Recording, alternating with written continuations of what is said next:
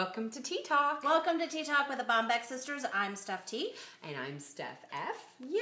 Yay! Cheers, girl. Cheers, girl. Okay, so it's April, and a lot of really good things happen in April. Easter happens in April. And flowers bloom in April. And it's just kind of a new, fresh beginning. And but there's another really important thing that happens in April, and it is National Autism Awareness Month. Yes. And we want to talk about that. We really do. Yeah. Yeah. Because it's extremely prevalent, and Stephanie will talk a little bit more about that. As I've talked about before, Yeah. I have 3 children, and my youngest is Hank, and Hank is 8. And Hank was diagnosed last year with Asperger's syndrome and ADHD, which we already knew he had ADHD. But he was diagnosed with Asperger's syndrome, which is a high-functioning form of autism. It didn't change anything for us in terms of anything else other than, okay, what do we need to do? Now we better understand, Right. we can better understand our son, right? Yes. And so now we can learn some techniques and just maybe the way his brain works now. Yeah. And we can just identify with him more and just help him more. Yeah. You know, we knew, like, there was something really special about him, because he's an amazing, Oh my gosh.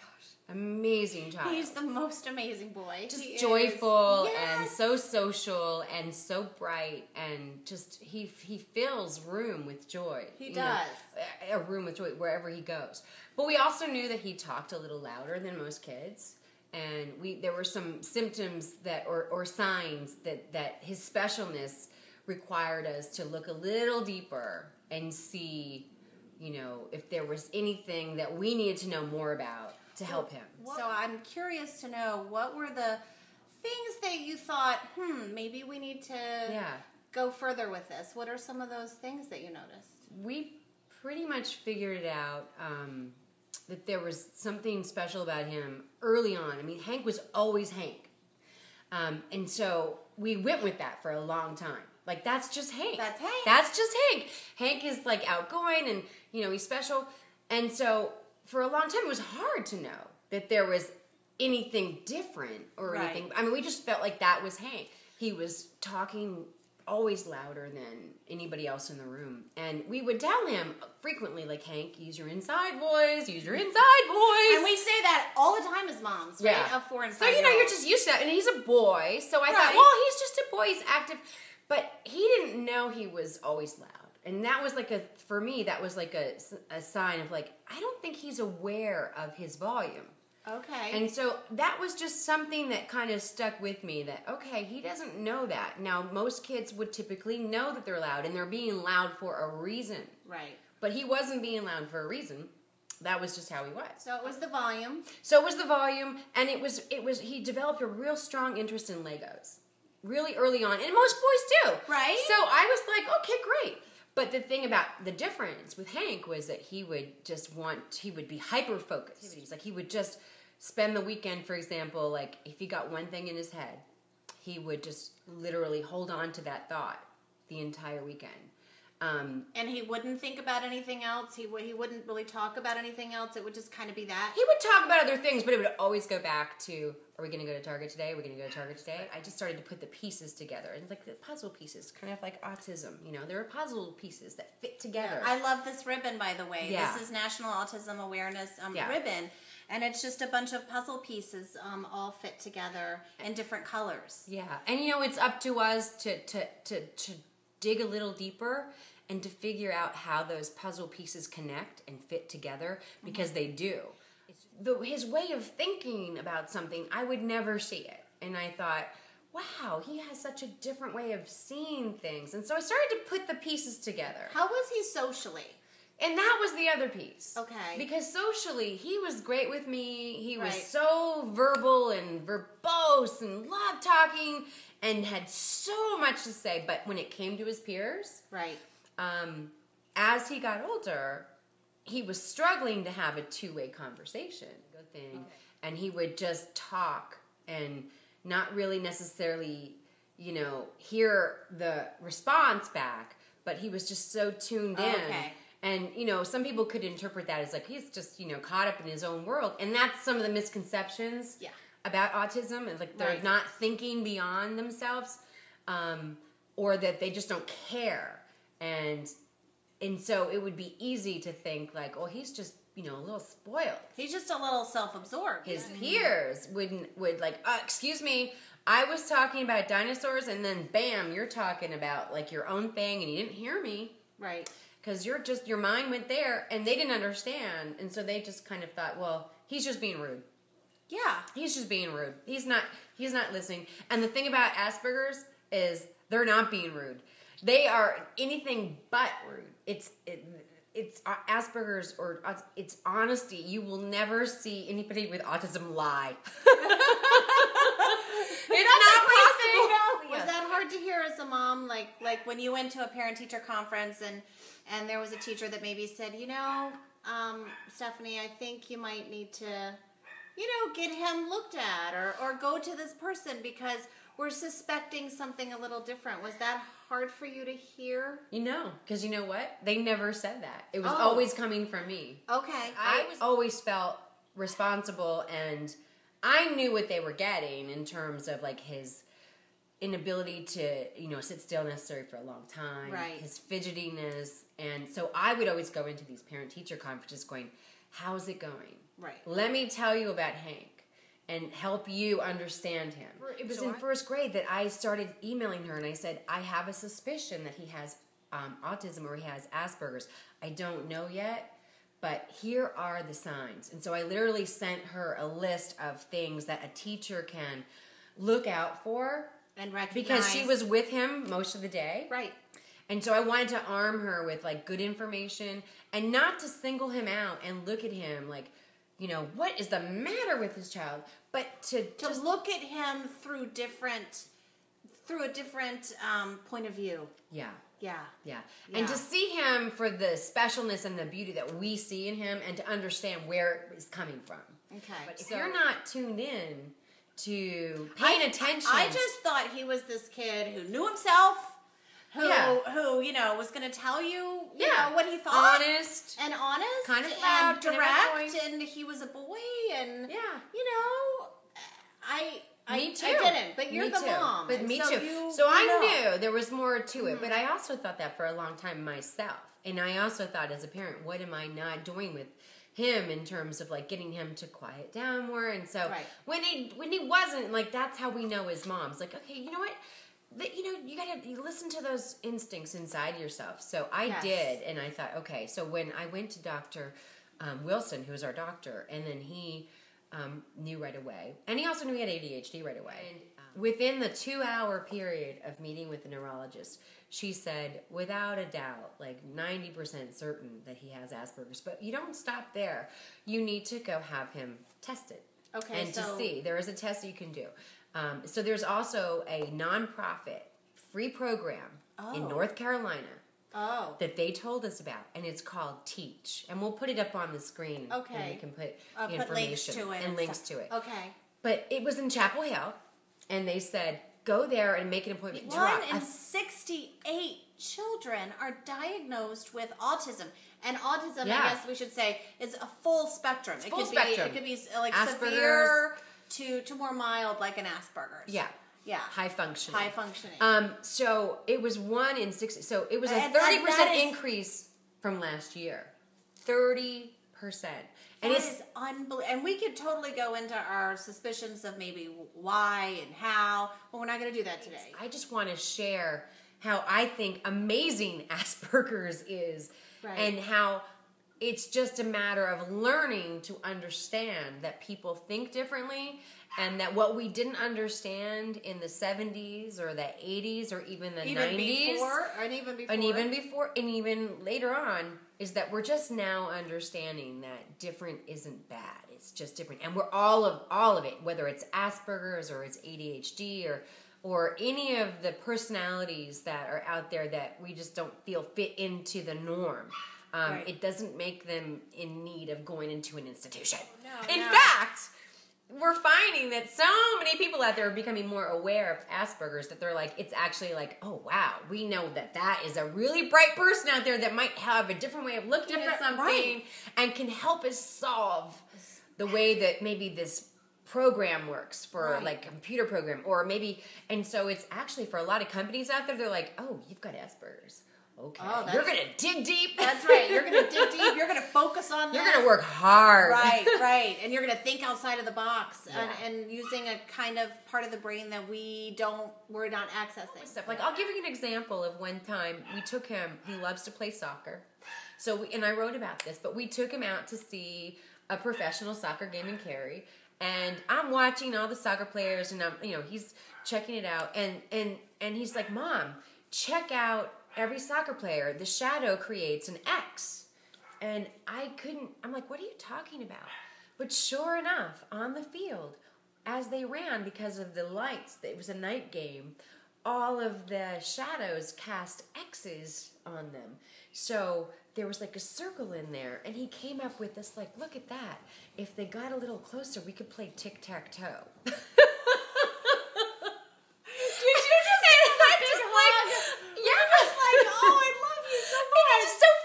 And interesting like that, and just sees. So of course I have to write about it and share it, because it dispels the myth of like, oh, you have Asperger's, you may not, it's just like, guys, you can learn a lot and really understand for yourself how limited you might be in your thinking, but how you see things. And it makes me wake up and go, there's so many ways of seeing things. So, I love you to death. Thank you. I love you too. You are such, thank you. Yeah. And you're such a positive person, and she's so funny. and just light, and just a beautiful spirit. And you are. Thank you.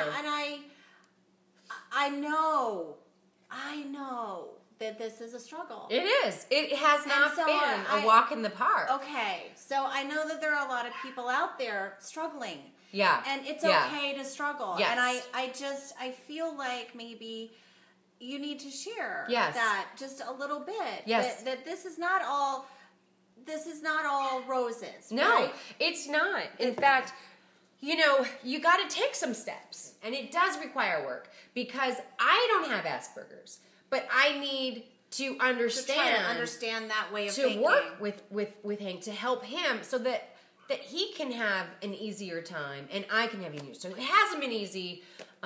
You have to do certain things.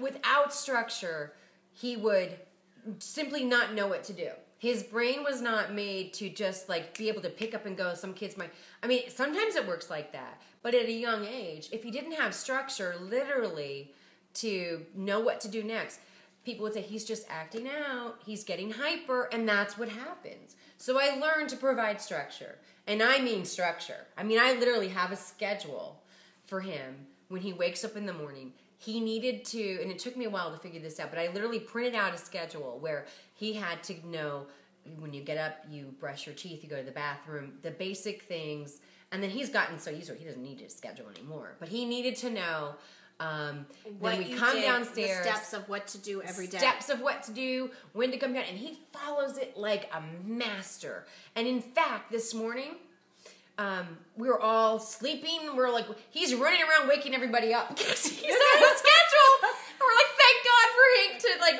be on a schedule with his alarm clock, because he's like, you overslept. I'm like, thank you. And he's down here making his lunch. Oh my gosh. Making his lunch, putting his homework together, clearing out his folder. He goes through his routines, and he thrives on this structure. What happens?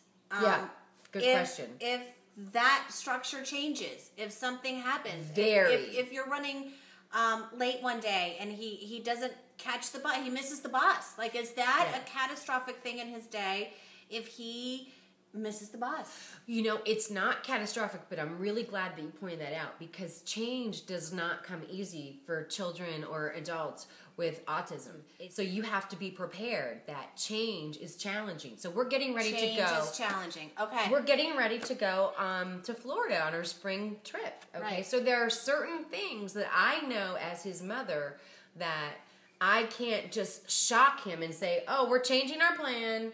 We're going to go here now. Like, I have to lay out in advance for him, which is fine. Right. He wants to go to this water park while we're down there. And so we have established that is going to happen. I don't throw a ton of things out there because I have to be flexible and I need him to be flexible because we have 3 children. Right. When we tried to take a road trip one time and I didn't know he had autism, and I was just getting so frustrated because he was just having meltdowns, and we had to change the plans a few times, and it was a nightmare because I didn't understand what was going on. He didn't know how to communicate that with me. Right. And that actually helped me realize, like, there's more to the story with him. Right. You know, if you can in advance, I've learned to tell him the night before. Like, my sister came over yesterday, and he loves having them come over, but he doesn't like to have his time. He knows what he wants to do after school. You know, when he came in yesterday, he remembered, and then it wasn't like, you know, oh my gosh, why didn't you tell me that they were here? Because that could cause like a little meltdown. It could. If he came in fact, in it could. And something was different in the house, somebody was there that maybe he wasn't aware of, that could maybe trigger a little. And he might say something to them like, what are you doing here? You know, and then they might be really hurt because they don't understand yet. Right. And then he won't get the reciprocal love back. You see, and that's the thing that he doesn't understand maybe their reaction, or he doesn't process their reaction. Right. So by just giving them heads up on any event during the day, like we like to go through, here's what we're going to do today, here's what we're going to do this weekend, you know, we'll get that in there. So when he was first diagnosed, yes, we were not, we were friends, but we were not as close. Right. And I heard that he was diagnosed with Asperger's. Yeah. And I didn't see you. Yeah. For a while. I was immersed in learning everything I could. In also, you know, it takes time when you first get the diagnosis. You know, you can't help but think like, how is my son going to be and feel, and will he be happy when he's an adult? And it takes a little, you know, time to have acceptance of like, okay, well, this is what we've been given, and I needed to embrace that. And it was difficult. It was difficult because, of course, I wanted only everything to come easy for him. I want everything to come easy, relationships and school and people understanding him. And you wanted him to be normal, whatever that normal is. I don't believe in normal, by the way. There is I no don't either. Normal. There is no, but there's a standard that people like adhere to, that they think like you don't fit into that standard. Right. And so as a mom, you know, you want your kids to have the easiest road that they can, right? Oh, yeah. And you want to try to prevent them from suffering and being sad. Yeah. And so when you first found out, I know that, you know, I didn't see you for a while. I had some tears, And I think you did. I think you were just immersed in trying to understand this diagnosis. Yeah. And how you could help him. But also trying to just deal with it in your heart. Yes. And I needed to embrace it. I needed to find a way to embrace it and swallow it, take it all in, and so that I could give that back. You know, I felt like all of a sudden, like I need to really step up my game and change the way that I think. So how have you changed? How do you think this diagnosis and Hank with this diagnosis, how has that changed you as a mother, as a friend, as a woman? How has that changed you? Well, I think I have just so much more empathy and compassion, and just appreciation for all children. I really do. And I don't look at any child in the same way. You know, I taught for a while in the classroom, and I just had such greater appreciation for how all children are different, including my son, and to embrace that. And when I would go around in the past, like when I didn't know, I would be self-conscious sometimes because sometimes he was loud and I would get the looks, you know, they're like, couldn't you just make it? And even from family members who didn't yet understand, I was defensive and protective and just kind of maybe even a little angry, like, don't you understand? And I didn't like the judging that I felt that was going on. But nowadays, I'm like, I couldn't give a damn. Okay, that was good. everybody knows the typical kid at Target, right? Who's like, screaming, having a meltdown, not being nice to their mom, sitting in the middle of the aisle, just completely, out of control. And you pass by and you think... You can't... And you think, and I have thought that. I have thought that too. I was one of those mothers. Like, couldn't you just get that kid? Listen, come on. You got to be a better mother, right? You got to set limits for this kid. Set some limits. Please, discipline your child. And so now, knowing you and understanding you and understanding your son and your family has made me think twice and 3 and 4 times and really have empathy for that mom, because you don't know what that mom is going through right then. That's right. And that mom is going through some stuff. Yeah, and she is. And just remember that. Just to have some patience and empathy. We all need to remember that. Compassion. That's one of the reasons why I wanted to talk today. It's also for Hank, but it's also for moms. I want to reach out and say, we've all seen those situations, but just realize that, you don't know what's going on. You don't know how it might be for that day for that mother. What is the takeaway for, parents out there who are watching this, who maybe just want some comfort or just an end thought of how they can make it through today if they're dealing with it? I think it comes down to what this month is about. Awareness. I take from today, it's about awareness and becoming aware of either around your community or within your family, but just being aware and not to judge. This book is called 10 Things Every Child with Autism Wishes You Knew. I think that's wishes you knew. And it is wonderful. So it helps you start to understand, like, one thing. Hank is very visual. And these are things, I wish you knew I was visual. I wish you understood why I have meltdowns. I wish you understood that there's more than one way for me to communicate. Mm-hmm. This is really an important part of our society, culture. Autism is out there. The statistics are showing that it's out there. So arm yourself. Take a closer look at things. And even if you don't have a child with autism and whatever spectrum, chances are you might know somebody. You know somebody who does. Oh yeah, chances are very, very, great. Very good. And Steph brought these. She's so awesome. She cut these out and brought them over today. And good luck to everybody out there. And happy April. Yeah, happy April. Happy Autism Awareness Month.